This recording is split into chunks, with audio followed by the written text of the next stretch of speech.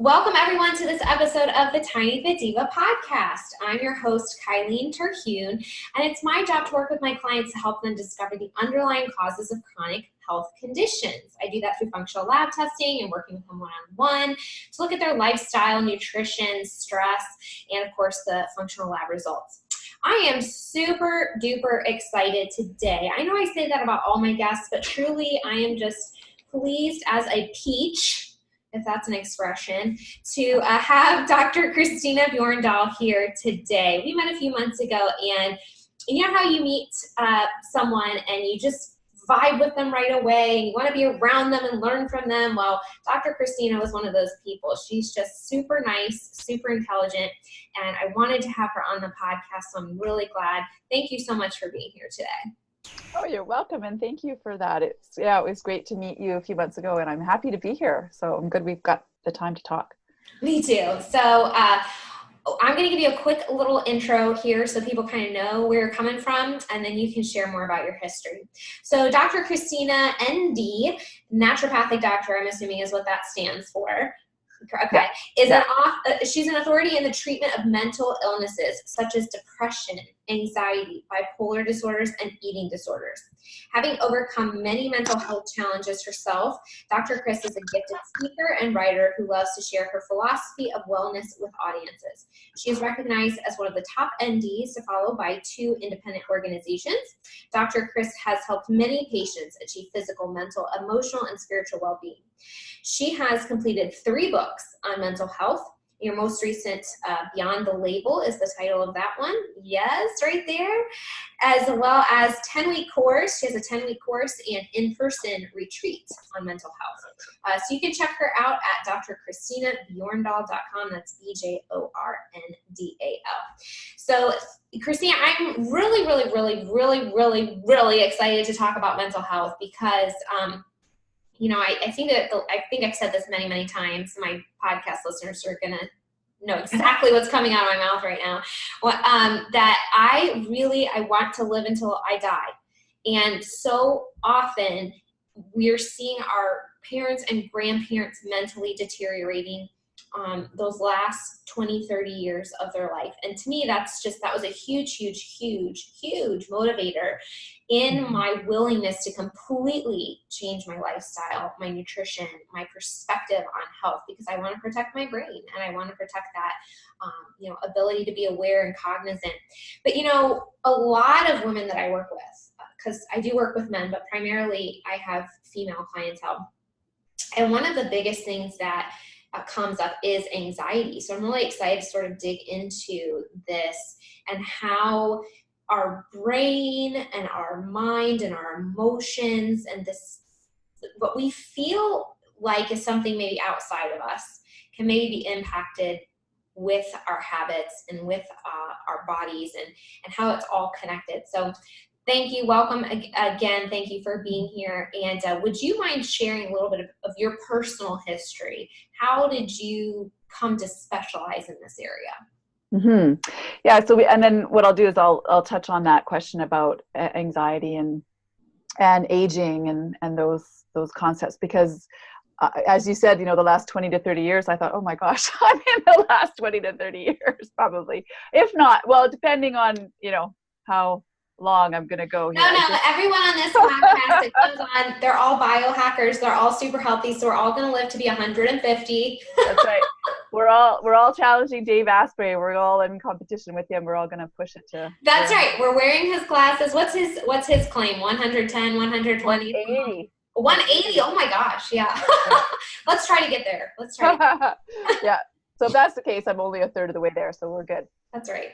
But yeah. So anyway, so for myself, I haven't always been a naturopathic doctor, and it really was through my own struggles with my mental health that I stumbled across alternative medicine and then eventually made a career change to become a naturopathic doctor myself, with the sole intention of helping people regain their mental health from anxiety, depression, eating disorders, and bipolar disorder type 1.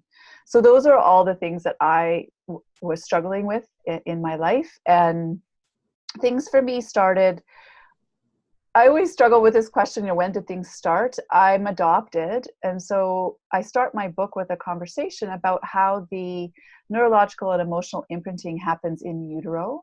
And depending on the mental emotional state of your biological mother, that can set you up for a predisposition to mental health challenges. But because of your environment that you're raised in, and also the ideas of neuroplasticity and epigenetics, that doesn't have to be your destiny. And so for me, I pretty much, I learned that I was adopted when I was 5, and I processed that to mean that I was with my family temporarily. And I didn't really attach. And also what I did is I created some core beliefs around that, which were, I wasn't wanted, I wasn't lovable, I didn't belong. And what I did is I became an overachiever to overcompensate for this lack of self-worth that I felt as a young child. And that served me very well until it didn't serve me anymore, because I basically crashed and burned. So in high school, I developed an eating disorder. And that really, which is actually quite interesting, there's a little segue here. I didn't make the connection between the relationship between my gut health and this idea of dysbiosis and an imbalance in gut bacteria and my mental health until I was well into my 40s.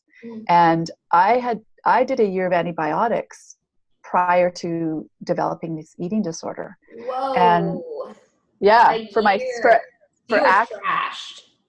You bet. And then I had all this other sequelae of health problems as a result of, I had clear skin, but I had, urinary tract infections and yeast infections and was getting sick all the time. And my family was very Western medicine. So it was mind blowing to me to make this connection between the relationship between the gut and mental health. So I'm just mentioning that now for people, because when I speak, I ask the question, how many in the room have never taken an antibiotic? And no hands go up. Most of us have had antibiotics. And I'm not against antibiotics. My point here is that you have to replenish the good bacteria. If you need to take an antibiotic, you may need to take an antibiotic. That's not the point I'm making. The point I'm making is it disrupts your gut flora. And what tends to come back first is opportunistic pathogens, like something in naturopathic medicine we refer to as candida. And that can lead to a whole constellation of symptoms in people. So you can treat this. And so that's important to understand. So for me, when I got to university, I continued this overachieving behavior, but eventually I basically ran out of gas. But at that time, nobody was talking about adrenal fatigue or hormone health as it relates to mental health. They were just talking about depression. And so I was prescribed antidepressants. And after starting those, 3 or 4 months later, I found myself in a place where I'd never been, which was not sleeping, spiraling out of control, and ended up having a full-blown delusional, psychotic, manic episode. It took 2 police officers, my 2 ambulance attendants, and my mom and my boyfriend at the time to wrestle me into a straitjacket, and off I went to the hospital, where I was left in a rubber room, injected with a powerful antipsychotic called haloperidol, and left to come back to reality. And then I was diagnosed with bipolar disorder and given another label on top of, the eating disorder, the depression, the anxiety, and now this. And so that's why my book is called Beyond the Label, because I really feel that the labels can help give context to what you're going through, perhaps, and help provide you with an explanation. But that's not who you are. Yeah. And it's really just a sign of severe imbalance, and you can restore yourself back to function and balance, is what I believe.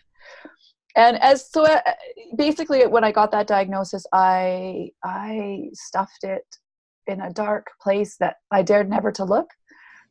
I had a lot of shame around it. I didn't want anybody to know. And when I graduated, I ended up working and continued that overachieving behavior. every day wearing the mask that I'm okay on the outside, but I'm actually not doing that well on the inside. But because I had this persona to maintain, which was, you know, I've got it all together. Don't let everybody see you sweat, right? And again, I'm working in the corporate world. This is in the early 1990s when women weren't that accepted, or if we were accepted, we definitely weren't paid the same amount as our male counterparts. So I ended up reporting to a CEO by the time I was 6 years into that career. But the turning point for me was I did have a suicide attempt that left me in a coma with kidney failure. I was on dialysis. I was told I would need a kidney transplant. And it was when I was recovering from that that I had a turning point, or a spiritual crisis is what I would refer to it as. And I mean, really, when you're at the bottom, as I was, you've got nowhere to go but up. And so I was given a book to read by Marianne Williamson called A Return to Love. And there was a quote in that book on surrender, which goes along these lines, that surrender is the decision to stop fighting the world and to start loving it instead. And it's not about breaking out of anything. It's about melding or melting into who you really are. And so we let down our armor. And so for myself, I let down my armor, and I had a moment of surrender and asked for some healing to happen. And a couple of days later, my kidneys made a full recovery. And my nephrologist said that he was shocked at that. And I then set about the journey of learning how to love myself. And so that's what I've been doing for the last 35-ish years, 30 years, is really learning how to love and accept myself, especially these parts that I didn't love or accept. And I ended up making the career change. As I mentioned, I went back to high school when I was 33 so that I could get the sciences. I didn't do that the first time round. When I went to university, I did a business degree. And so here I am. That's my journey in a nutshell. Wow. There are so many pieces of that I want to kind of unpack. Yeah. But what an incredible journey. You know, there's so many little parts of that I can relate to, and there's so many parts that are just unbelievable to me. Mm-hmm. But one thing I think I always come back to, especially when it's such an incredibly big transformation. I mean, you were literally at the bottom of the barrel. I mean, you had no hope.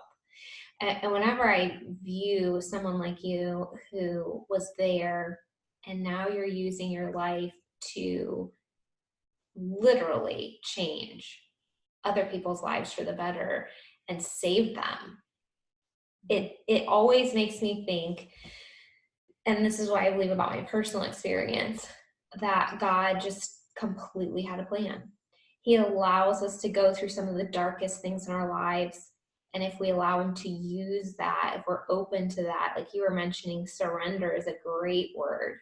Mm-hmm. Then he says, okay, good. I'm going to take that because that was the appropriate response. And now I'm going to take you and I'm going to put you in the world and you are going to transform lives. I'm getting all emotional. I mean, it's just such a big, it's so huge, mm-hmm. the impact that you can have just because you survived something so terrible yourself, but you were mm-hmm. willing to let go.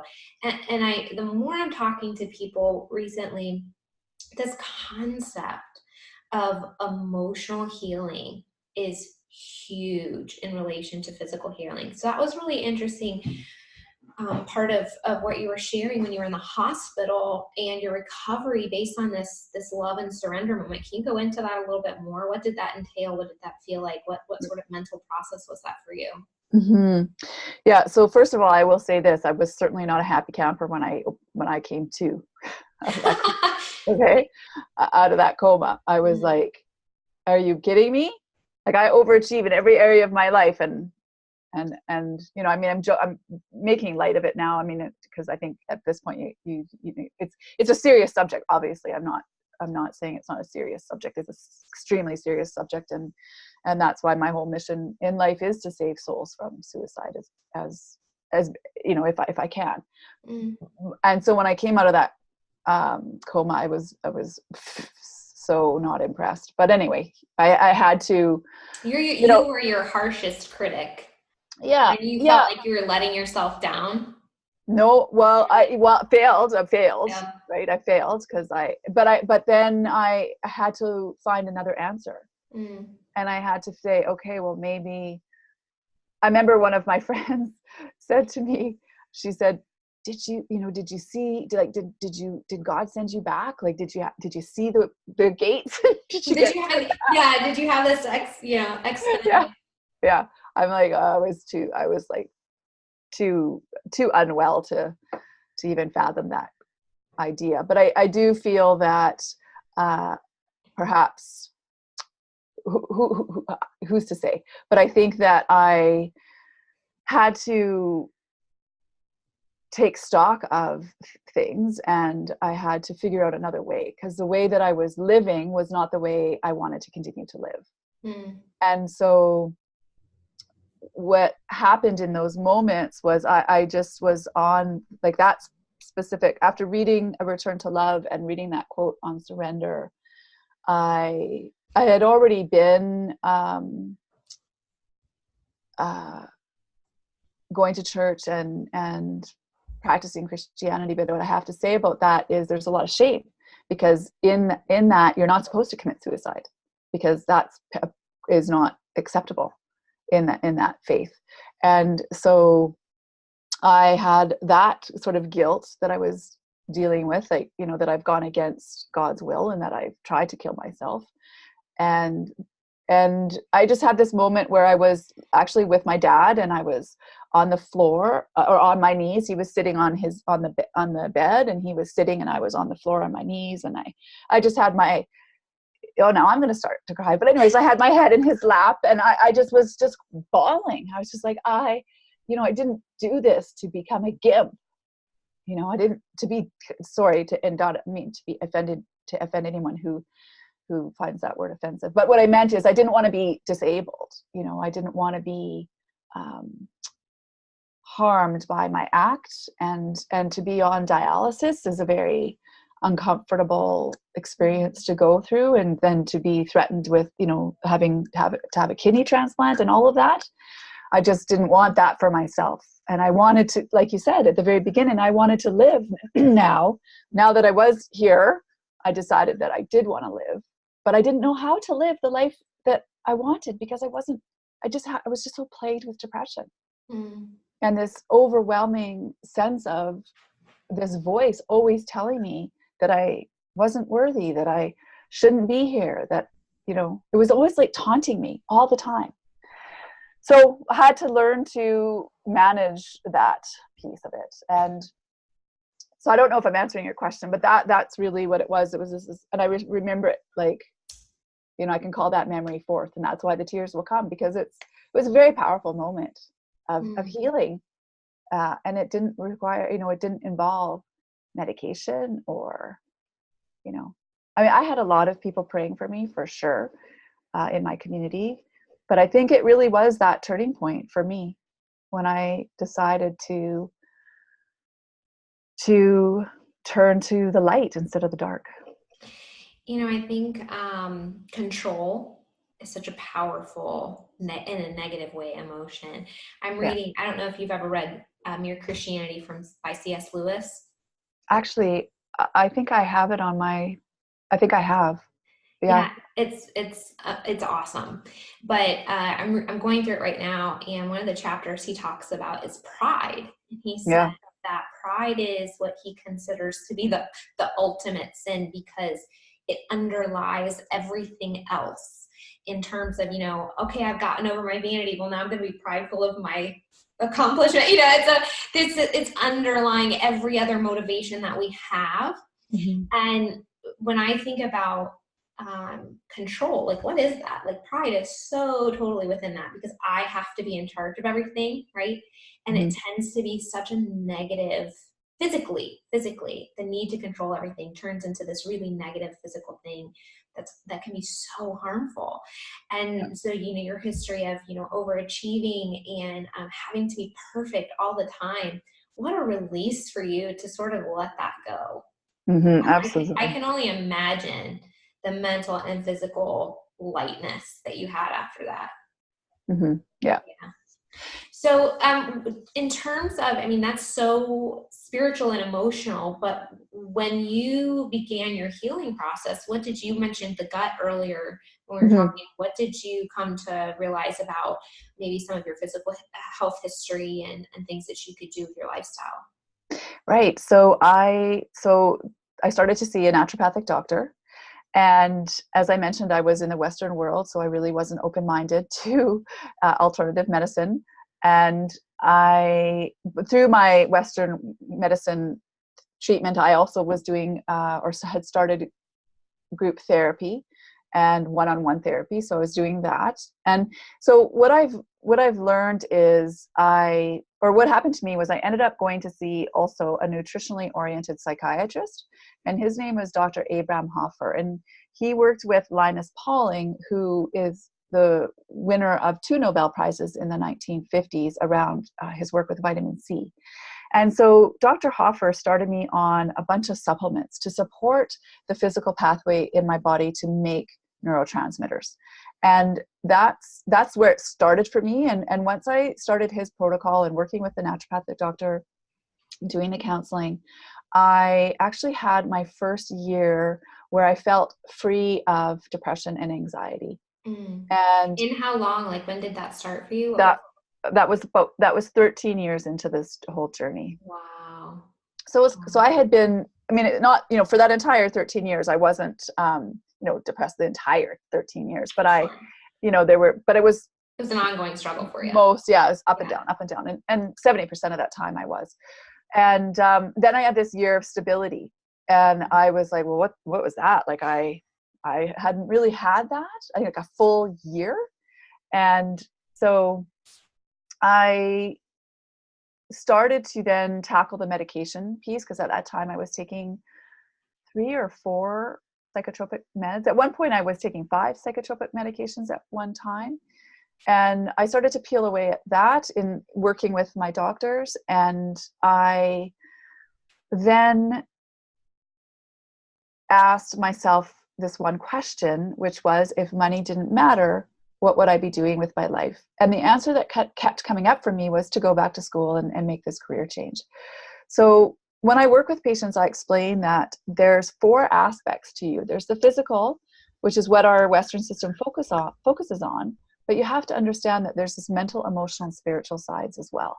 And I think if we're going to approach health from a holistic perspective, we need to address all 4 aspects. But if we're going to talk about the physical, what we have to understand is there's 3 macro systems within you, and you have your neurotransmitters, your neuroendocrine or hormonal system, and then your organs of detoxification.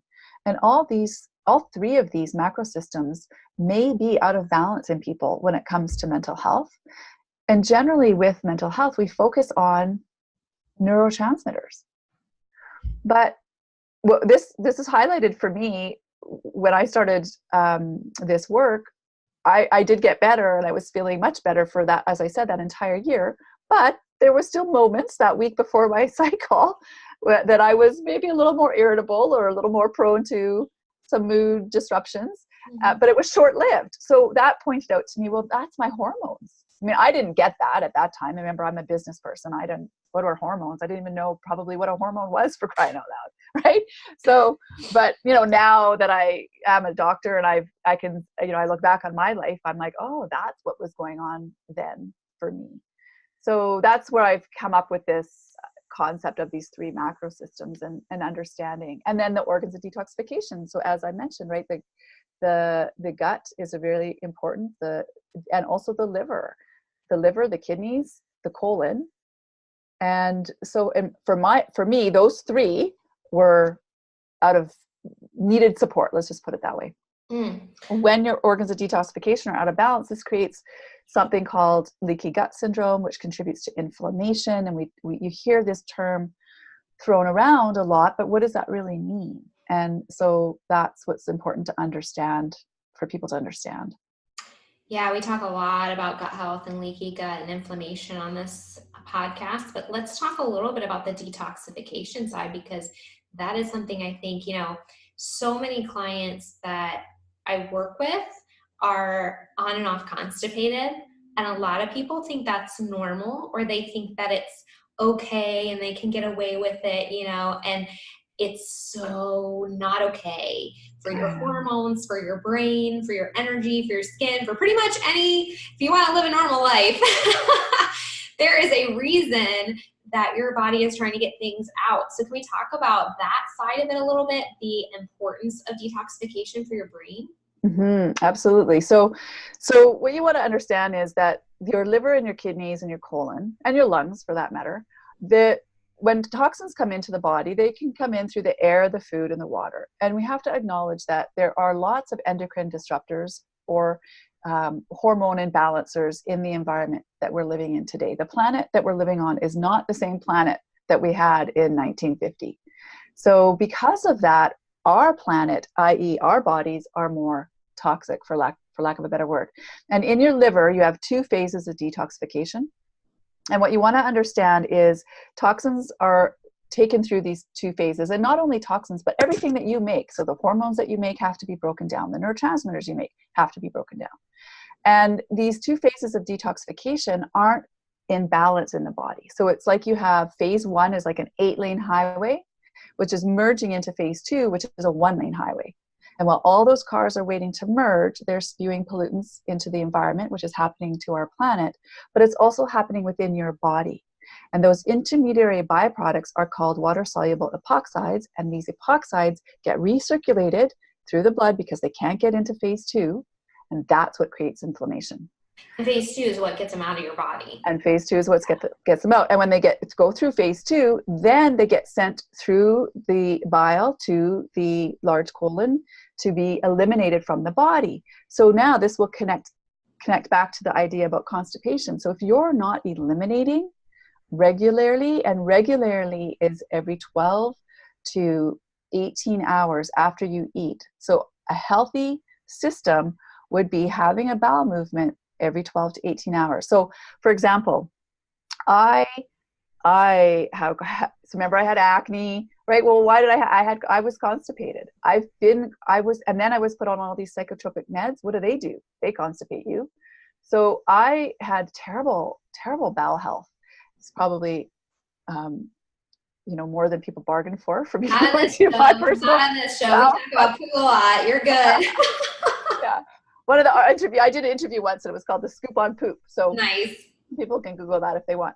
But, and so right now my bowels are going every day, but I have a slow transit time. So if you want to know your transit time, go and cook some beets.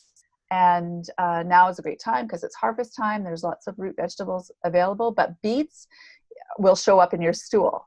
And they make it red. They make it red, and they make you think that you're bleeding, but you're not.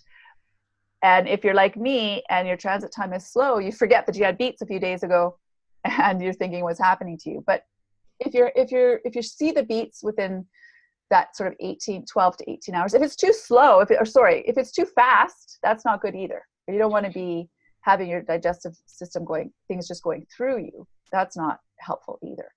So what happens in the bowel is, if things are sitting there, these bacteria that we mentioned earlier, they end up deconjugating. So the process in the liver is called conjugation. And so they end up deconjugating these hormones and toxins and things that your body's just worked really hard at getting to the state so you can get rid of it.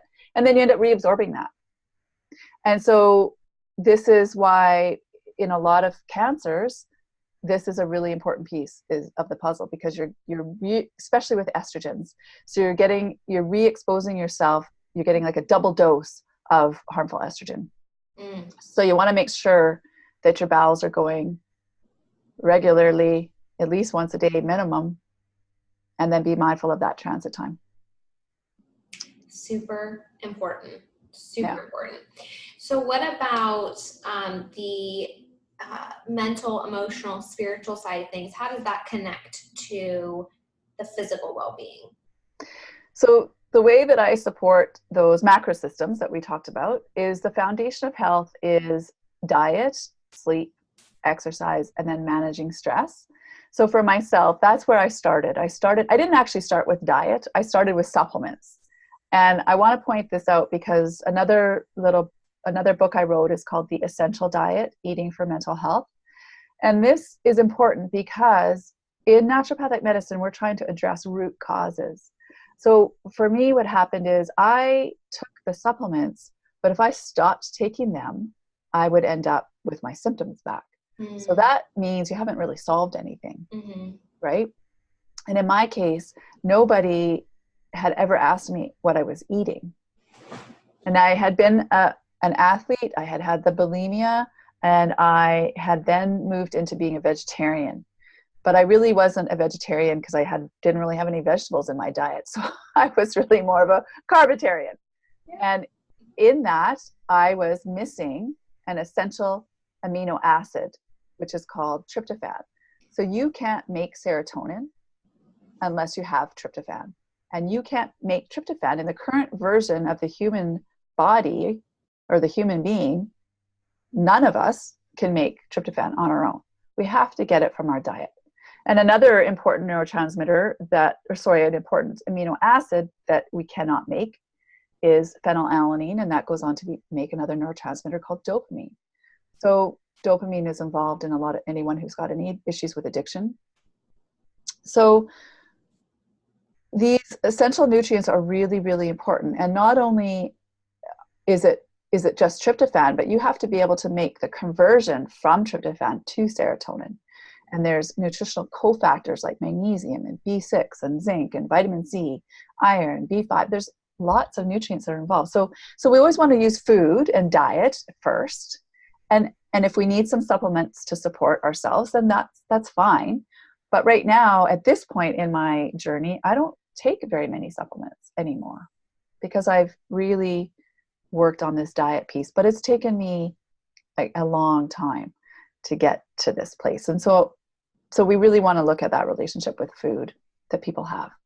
And then the next areas that I work on are your thoughts and your emotions, how you behave and react in the world, the environment, from 3 perspectives: the quality of the air, food, and water, which we've mentioned, which contributes to inflammation.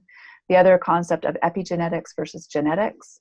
So for myself, with the mental health conditions I've been given, whenever I asked why, the doctor would say, well, it's genetic. And because I'm adopted, I could never look. In other words, you have no control over that. Yeah. Yeah, you have no control. And also for me, I couldn't look to the left or right to verify the truth of that. So I didn't accept that as the truth.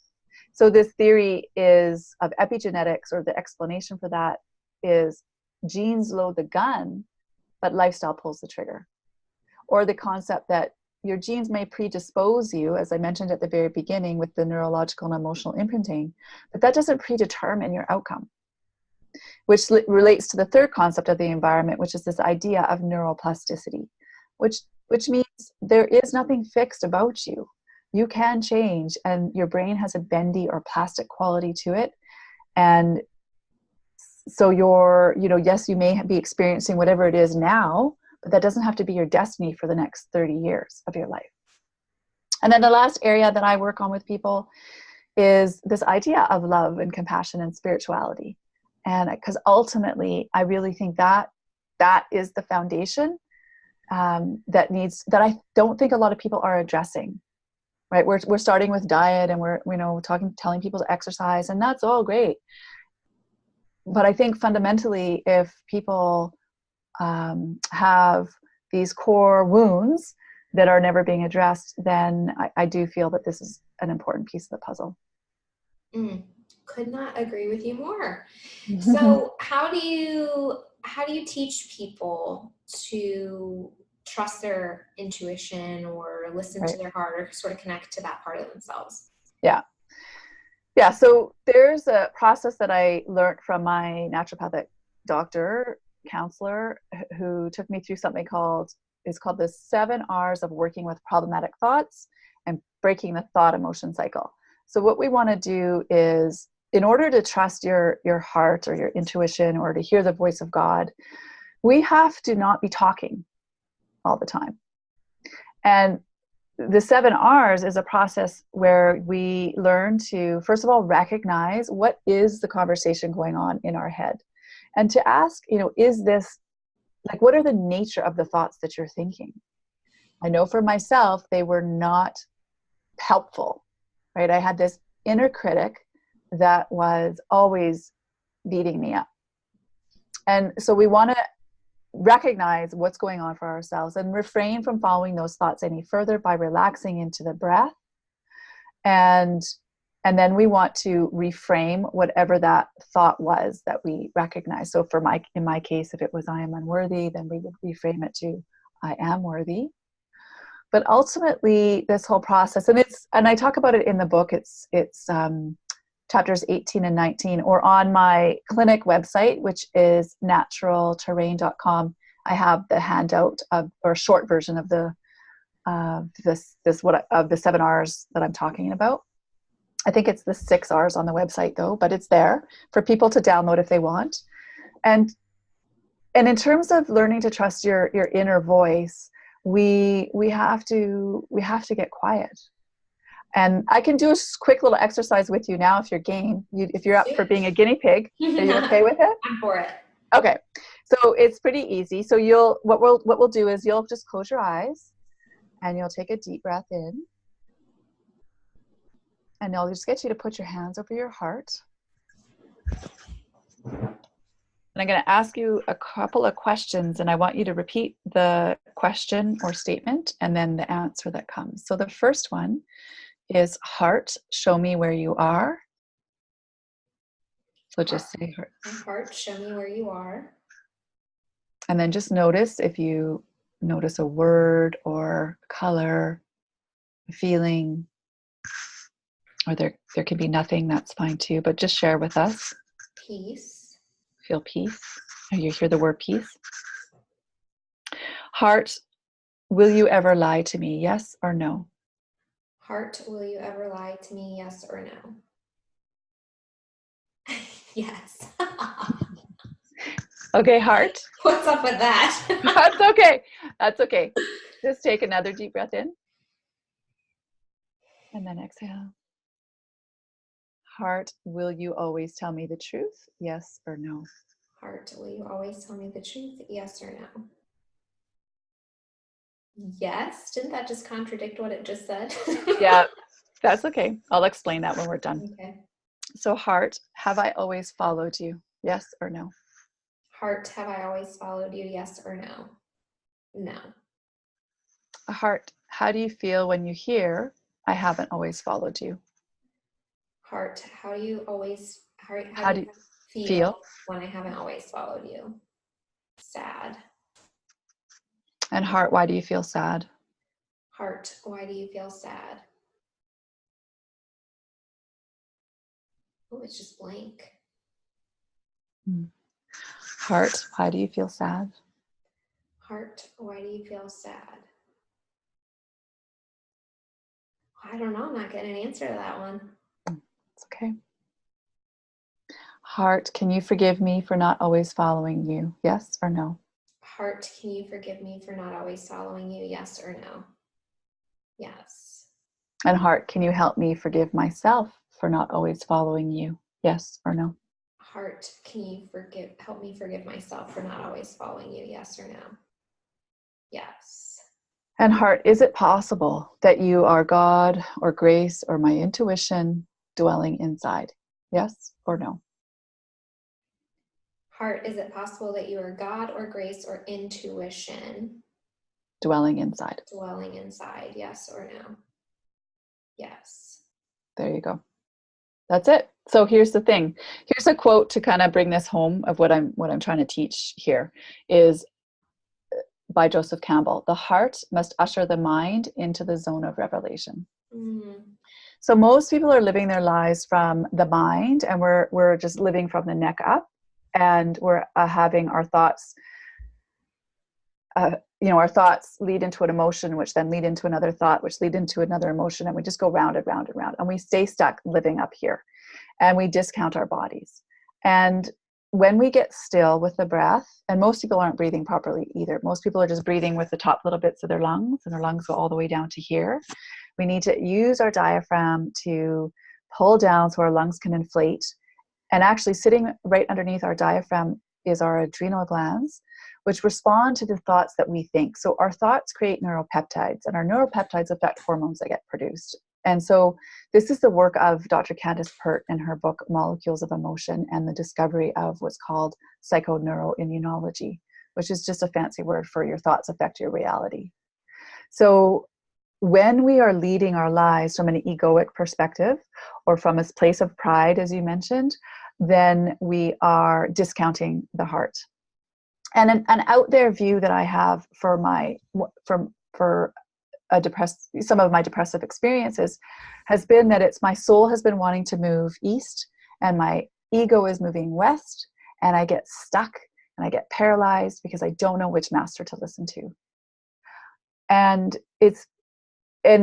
one of my teachers, or someone that I've studied that I appreciate his work and contribution, is Jeff Foster, and he says that depression or depressed can sound like deep rest, and at times that is what depression can be for people, is this moving into a place of deep rest, where we are gathering up perhaps the strength from our soul or spirit or God to be able to deny the egoic wishes.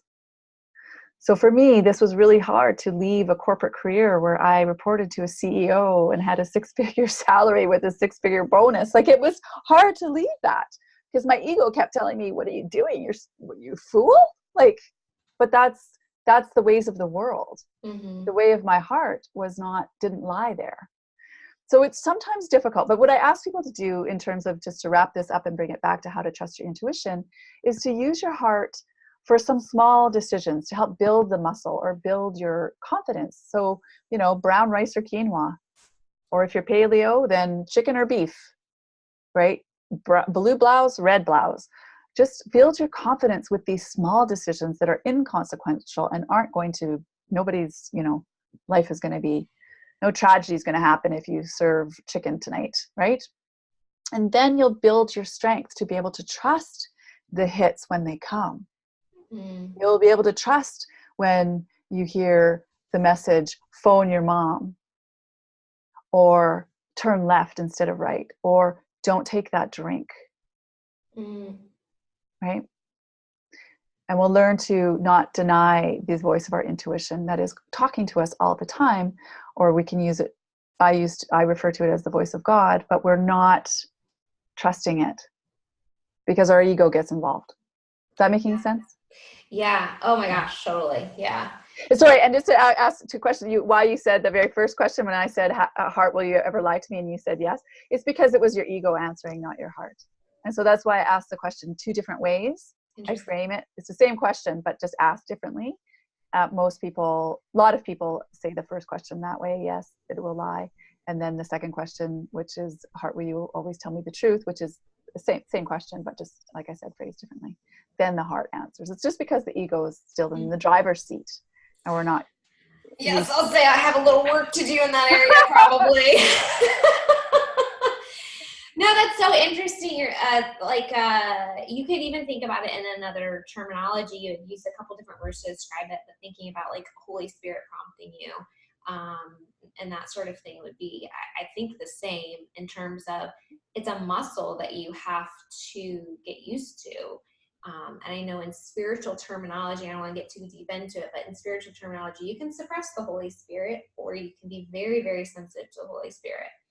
And so same type of concept. You can let your ego take charge and think that you know best, or you can really listen to the promptings. And it's really interesting in our culture and in our society. I feel like it gets harder and harder to do that, and it really has to be an intentional thing. And sometimes it'll come up, and you feel this little nudge that something maybe isn't right, or that something you should choose one way or another. And because of the situation or peer pressure or society, whatever it is that you're in, and it makes you really uncomfortable because you think, oh, I feel like this is the right direction, but can I actually do it? So I feel like everyone listening would at least have one experience where they can relate to that for sure. And so it's just a matter of exactly what you're saying, practicing it, trying it maybe with the small things. I think that's a brilliant idea. Rice or quinoa, I like that. Blue or red? Yeah, but I can tell you, like when I left my corporate career, it was interesting. I initially asked for a sabbatical, and that was denied. And so I was forced to make a decision. That was, I think if I had been given the sabbatical, I probably would have lost my momentum to making this career change. And so because that door was shut, I was faced with the decision, well, do I resign or do I stay? And when I did resign, I didn't tell anyone. I did not seek counsel from anybody, because I knew that it was going to be met with opposition. Sure. Right. And so what are you doing? You're ruining your career. That's what people, I'm sure, would, yeah. But I do want to say to people, if they're in a job that isn't quite their passion, or they're wanting to make a transition. I mean, this was over 8 years for me. This was not like one day I thought this and the next day I'm out. I planned, and I contemplated for a long time, and I saved my money, and I was blessed to be in a position where I had no children. I could easily make this go back to school. Not everybody is able to do that, but what you so what I want people to be clear on is just there's ways to transition if that's something, a place that you find yourself in. And when you take steps, the doors will open. And the last point I did want to make as well is don't burn bridges. Just there's always, nothing ventured, nothing lost. There's no wrong decisions here. There is no such thing as failure, and there is no such thing as mistakes. There's only lessons learned. So if you take a step and it turns out that perhaps, okay, well, maybe I needed to go left instead of right, or back instead of forward, that's fine. You've learned something. There's no shame in any of that. Yeah, sometimes I am in a situation where all of a sudden I'm feeling all this pressure, and I have to think to myself, Kylene, seriously, does this actually impact your life?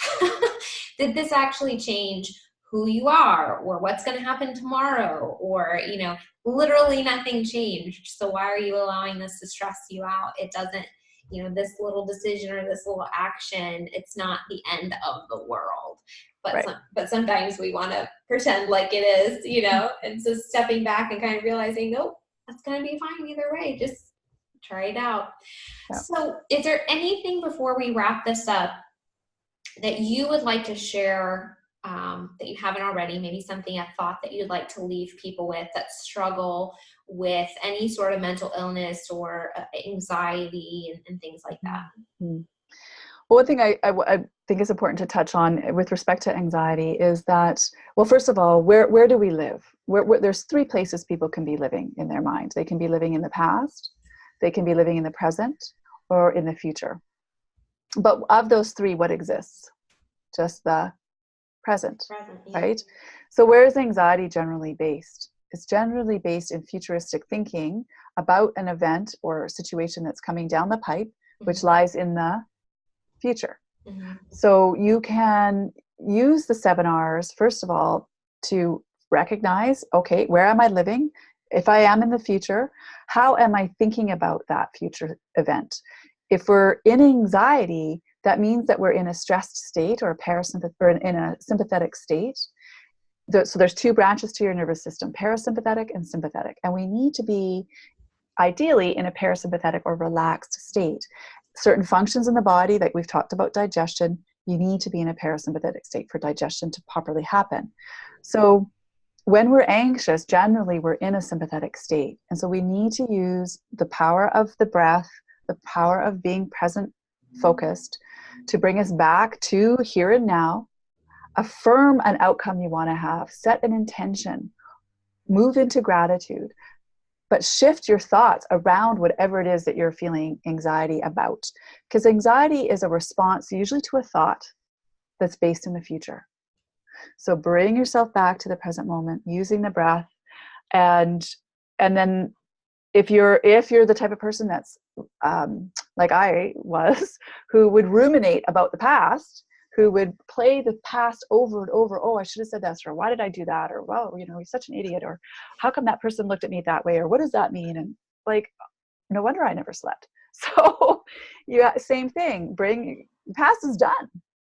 Nothing you can do about it, except for change your relationship to it now in the present moment by letting it go, letting yourself off the hook, taking a deep breath and just say, well, then, next situation, I'll do better, perhaps. So I really want people to just be aware of that, because a lot of our society is anxious, and it's actually so if you understand your thoughts, that they're responding with this emotion or this feeling of anxiety, if you can connect back to the thoughts and then shift them, that is where the healing will lie for most of us, if not all of us. But understand that, you could have imbalances in those macro systems that need to be addressed too. So that's why it's important to work with somebody. So, and I guess the last point I want to make is, if you are listening to this and you know somebody that's struggling, whether it's with depression, anxiety, disordered eating, bipolar disorder, OCD, I think share this podcast with them.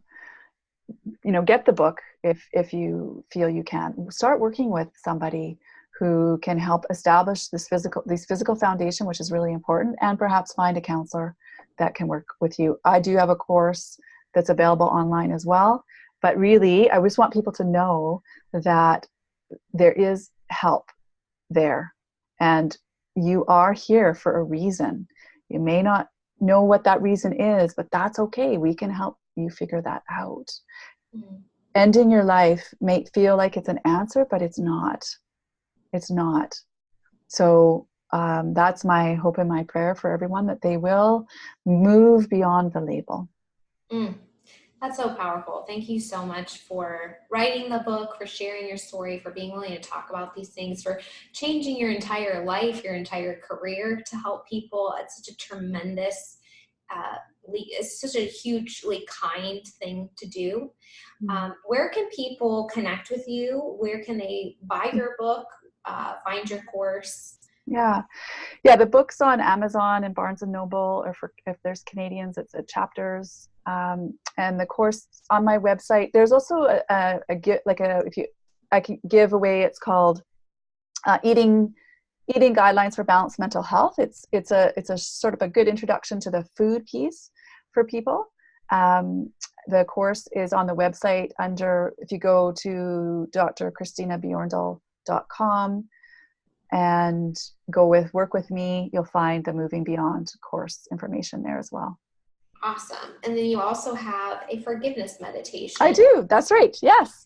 The forgiveness, and that I think is so important. You don't get, mental illness. It's a tough one. And sometimes people have a hard time understanding it. And sometimes feelings get hurt. I know lots of my friends would always be quite upset with me because I wouldn't return phone calls. And this is the thing, you got to understand, asking a depressed person to reach out to you is like asking a deaf person to hear.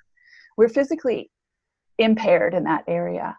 So you have to be, as a support person, you have to be persistent with her friends who are depressed, who aren't calling you back, who are not responding to your texts. Don't take it personally. It's not personal. It's just that they're in a place where they're not feeling of value. And they need you to reach out to them so they know that they are cared for and loved and are of value. And even if it's just asking them to go for a walk. So the forgiveness meditation for me has been really helpful, because I think forgiveness is a really important part of the healing puzzle. And so that you'll have the link and you can post it. And so, I encourage people to download that and listen to the lesson and do the guided meditation that's a part of that. That's amazing. Thank you so much for all the resources and again for sharing your story. I have just learned so much and just love talking to you. So thanks so much for being here. Oh, you're welcome. Thanks for having me.